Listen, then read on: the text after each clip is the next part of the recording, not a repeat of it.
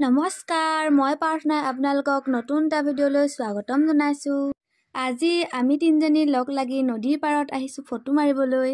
2024 বৰ্ষৰ শেষৰটো বুধবাৰ বুলি নদীৰ পাৰতে চাহ বাগানেৰে সৈতে এটি ধুনীয়া সেউজীয়া পৰিৱেশ।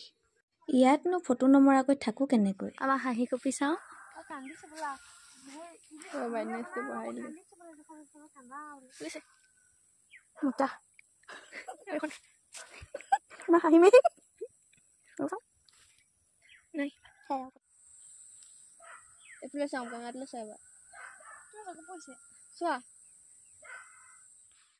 ফটো মাৰি মাৰি কান্দি গৈছেগে ৰ'দৰ পোহৰত বহি বহি চকুকে দেখা দেখে যা জলজলীয়া হৈছে চকু একেবাৰে।